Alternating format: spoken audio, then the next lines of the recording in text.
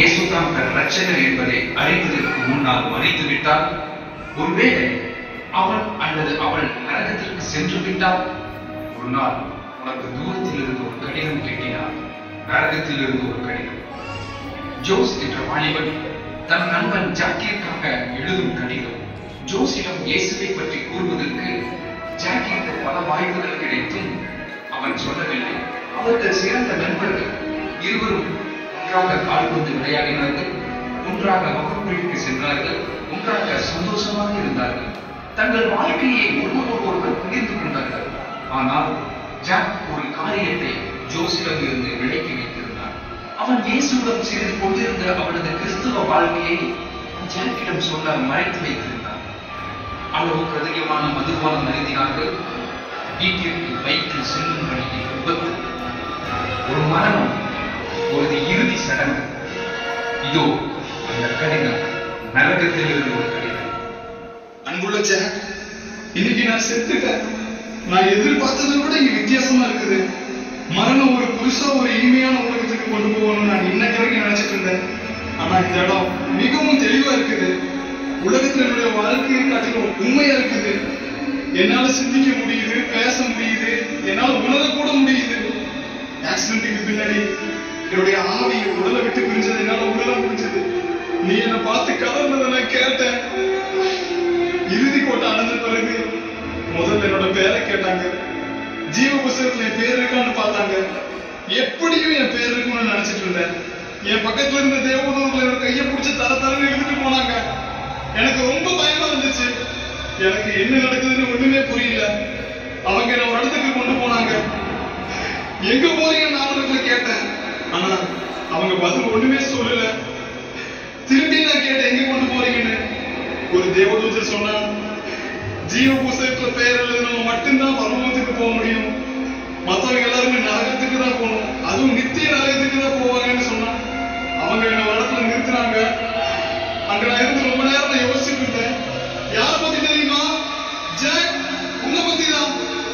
Jack, நீ ஒரு கிறிஸ்தவன், அதை நீயே என்கிட்ட சொல்லியிருக்க. இன்னைக்கு மட்டும் நம்ம 3 முறை வெவ்வேறு இடங்களை சந்திச்சு பேசணும். அதை நீ முக்கியமா நினைக்காம உதாசீனப்படுத்திட்ட. இதை பத்தி பேசும்போதெல்லாம் நீ பேச்ச மாத்திட்டே இருந்த. இப்ப என் மனசுல இருக்கிற கேள்வி என்ன தெரியுமா? நீ எப்பயாவது எப்படி கிறிஸ்தவன் ஆகணும்னு எனக்கு சொல்லியிருக்கியா? நீ என்னோட நண்பன்னு சொல்ற, ஆனா நீ உண்மையான நண்பனா இருந்திருந்தா கண்டிப்பா நீ இயேசுவை பத்தி எனக்கு நீ சொல்லியிருப்ப. இப்ப நான் போயிட்டு இருக்கிற இந்த பயங்கரமான இடத்துல இருந்து நீ தப்பிக்கிறதுக்கு எனக்கு வழி சொல்லியிருப்ப. என் இருதயம் பயங்கரமா துடிக்குது. அது என்னால உணர முடியும். நரகத்துல தங்களுக்கு நியமிக்கப்பட்டிருக்கிற தேவதூதர்கள் நோக்கி வந்துட்டு இருக்கிறாங்க. அவங்க வர சத்தங்களை கேட்க முடியுது. இந்த நரகத்தை பத்தி நான் முன்னாடி கேள்விப்பட்டிருக்கேன். நீ இருக்க முடியாது ஜாக், எனக்கு பயமா இருக்குது. இதோ கதவு பக்கத்துல உள்ள வராங்க. நோ நோ, வேண்டாம் வேண்டாம். ஜாக், என்ன நடுவில் தூக்கிட்டு போறாங்கடா. எரிகிற கதவை நல்லா நான் உணர முடியுது. அவ்வளவுதான், எனக்கு எந்த நம்பிக்கையுமே இல்லடா.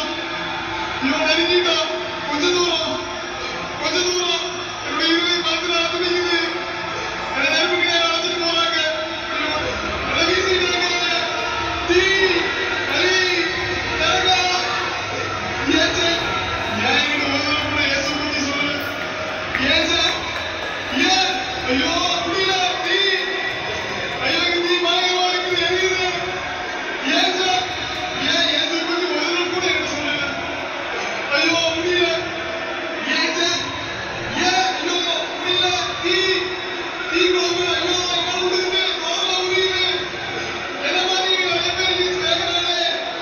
ஐயோ ஏன், ஏன் சார், ஏன் என்கிட்ட ஒரு தடவை கூட இயேசுவை பத்தி சொல்லுங்க?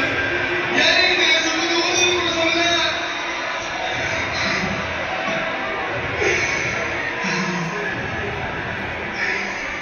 இப்படிக்கும் அன்புள்ள ஜோஸ், இதை பார்த்து கொண்டிருக்கிற அல்லது கேட்டுக் கொண்டிருக்கிற அன்பான வாலிப சகோதரனே, சகோதரியே, இந்த உலகம் வேகமாய் ஓடிக்கொண்டிருக்கிறது. நீ பார்த்து கொண்டிருக்கிற எல்லாமே வேகமாய் உன்னை விட்டு போய் கொண்டிருக்கிறது. ஆனால் உன்னுடைய வாழ்க்கை என்ற பிரயாணம் மாத்திரம் ஒரு குறிக்கோள் இல்லாமல், தீவிரம் இல்லாமல் போய் கொண்டிருக்கிறதே. காரணம் என்ன? வேதாகமத்தில் வாலிபர்களாய் வாழ்ந்த யோசேப்பையும் தானியேலையும் தேவன் வல்லமையாய் பயன்படுத்தினார். காரணம் என்ன தெரியுமா? யோசேப்பு மாம்ச இச்சைக்கு விலகி ஓடினான். தானியேல் சாப்பிடுகிற காரியத்தில் கூட உண்மையாய் இருந்தான் என்று வேதம் சொல்லுகிறது.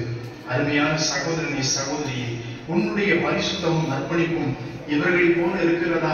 நீ வாங்கின அழகான பைக்கையும் அழகான கலர் செல்போனையும் போட்டிருக்கிற அழகான வஸ்திரத்தையும் அழிந்து போகிற ஆபரணங்களையும் குறித்து உன் நண்பர்களிடத்தில் எத்தனையாய் மேன்மைப்படுத்தி பேசுகிறாய். உனக்காகவே வாழ்ந்து, உனக்காகவே ரத்தம் சிந்தி, உனக்காகவே ஜீவன் தந்து உன் நினைவாய் இருக்கிற உன் தெய்வமாகிய இயேசுவை உன் நண்பர்களிடத்தில் மேன்மையாய் பேசினது உண்டா? யோசித்து பாருங்கள். இந்த உலகத்தின் வழியாய் ஒரே ஒரு முறை தானே கடந்து போகிறாய். மற்றவர்களுக்கு நன்மை செய்யலாமே, மற்றவர்களுக்கு உன் வாழ்க்கையை இயேசுவை காண்பிக்கலாமே. இயேசுவும் அவர் இந்த உலகத்தில் வழியாய் கடந்து போன ஒரே வாழ்க்கையில் உனக்காக ஜீவன் தந்தார் அல்லவா? நீயும் மற்றவர்களை இயேசுவனை நகர்த்தலாமே. ஜோஸ் என்ற வாலிப தம்பி நரகத்தில் வேதனைப்படுவதற்கு ஜாக் என்ற நண்பனும் ஒரு காரணம் தானே. உன்னோடு கூட நெருக்கமாய் பழகின உன்னுடைய ஃப்ரெண்ட்ஸுக்கு இயேசுவை பற்றி சொல்லுவாயா? அவர்களும் நரகத்துக்கு உன் மூலம் தப்பித்துக் கொள்ள செய்வாயா?